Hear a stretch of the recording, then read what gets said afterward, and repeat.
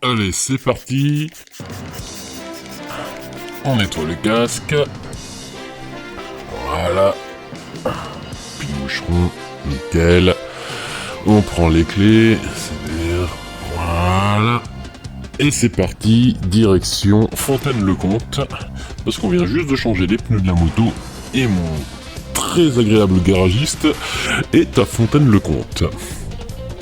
Alors, l'abbaye Augustine de Fontaine-le-Comte. C'est une ancienne abbaye augustine, donc fondée vers 1130 par le comte Guillaume de Poitiers.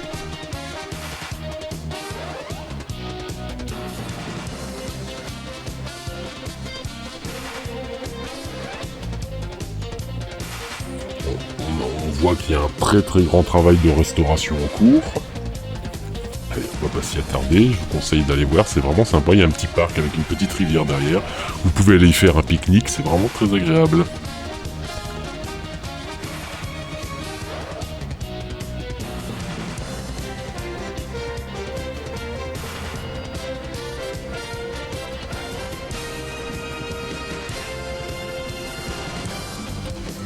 Allez, prenons maintenant la direction de Iteuil pour aller y voir le château d'Aigne.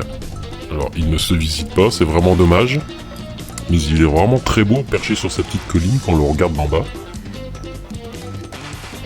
C'est un ancien château fort construit vers 1440 par Jean II de Vivonne, à l'emplacement d'une ancienne villa romaine qui s'appelait Villa Lénis. Il y a eu des modifications au XVIe siècle, puis au siècle dernier, encore quelques modifications qui nous ont laissé vraiment un bijou magnifique. Alors nous voici repartis direction le château de Chambonneau, sur la commune de Gizet. C'est un château bâti au pied de la colline afin de profiter de la proximité d'une rivière pour mettre les douves d'eau. Il fut construit selon ce qu'on appelle un plan quadrangulaire, avec des tours rondes aux angles et des tours barlongues, c'est-à-dire arrondies seulement à l'extérieur, au milieu des longs côtés. Alors, encore une fois, c'est un château qu'on ne va pas pouvoir facilement voir de l'extérieur, bien planqué dans la forêt, et entouré par des grandes bâtisses tout autour. Mais j'avoue que c'est un château qui fait son effet. Il a été modifié sous Louis XI, au XVIe siècle. Les fermes en L qui sont devant le château ont été construites.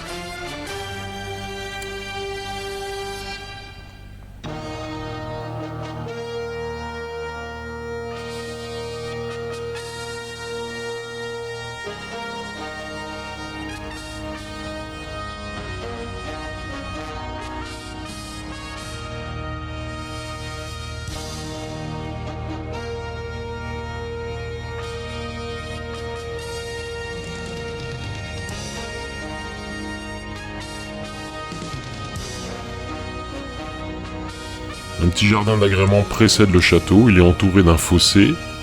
Il est situé au bord du Moisson, rivière qui se jette dans le Clain. À l'arrière, on trouve la grande cour de ferme, avec des bâtiments sur 3 côtés et 2 tourelles aux extrémités.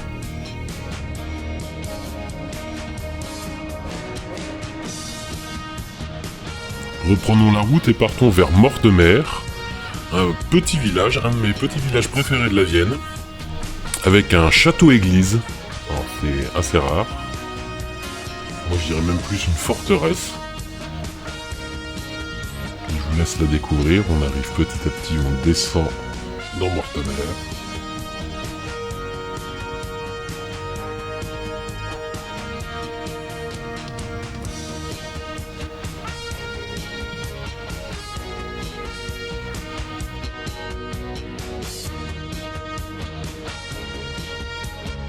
Alors c'est un château dont on commence à entendre parler vers 1077, qui a fait l'objet d'une restauration dite abusive quant à son élévation.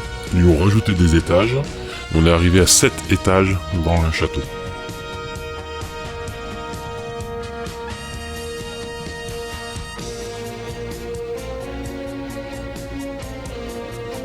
Ce sont des travaux qui avaient été confiés au baron de Soubeyran à partir de 1865. C'était un riche financier qui avait les moyens de ses ambitions. Le donjon était à l'origine une tour carrée de 5 étages. Il était relié à l'église par un logis du XVIIe siècle. Cette restauration applique parfaitement les théories et les options de l'architecte relatives au château fort. À cet égard, l'exemple est unique dans la Vienne. Le bâtiment est néanmoins un exemple spectaculaire de château-église, puisque les deux sont reliés l'un à l'autre. C'est assez rare. Il a bien sûr inscrit au monument historique en 1927. Malheureusement, c'est bien signalé tout en haut, il est privé. On n'y va pas.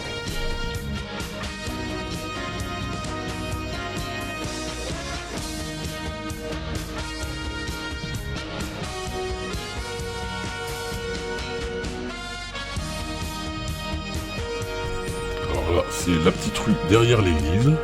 Oula, ça se resserre, ça se resserre, ça se resserre. Ah, ça se resserre encore un peu. Et ça monte fort. On essaye de rien frotter, ni les murs, ni les plantes. On arrive, voilà, juste derrière.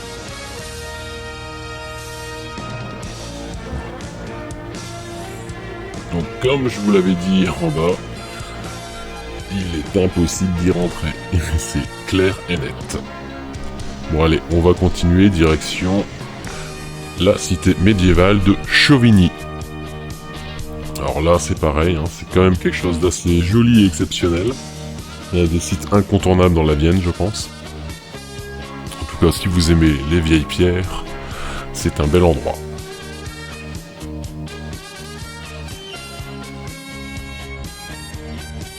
Il faut quand même dire que Chauvigny possède un exceptionnel patrimoine médiéval.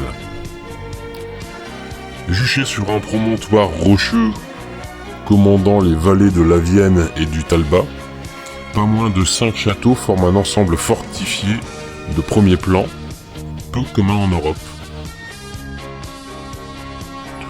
Au cœur du centre historique, on va retrouver la collégiale Saint-Pierre, qui est du XIIe siècle, principale église de la ville, qui présente des sculptures caractéristiques de l'école poitevine, ainsi qu'un intérieur peint. Un peu à l'écart, l'église Saint-Pierre des Églises, ancienne commune désormais rattachée à Chauvigny, conserve des fresques antérieures à l'an 1000.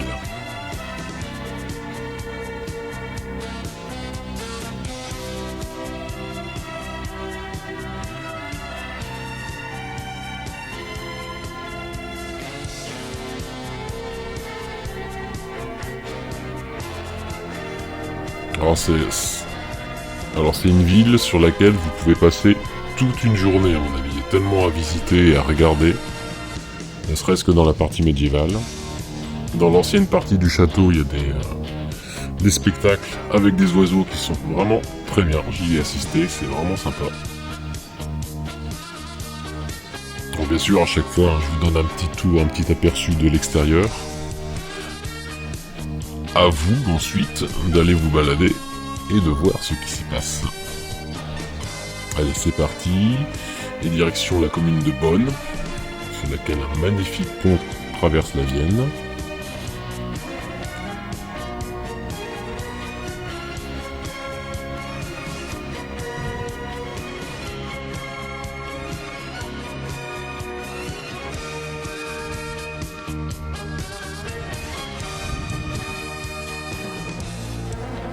Et là-bas, un peu plus loin, un magnifique château que nous irons voir après-demain. Et sur ce, je vous dis bonne route et soyez prudents.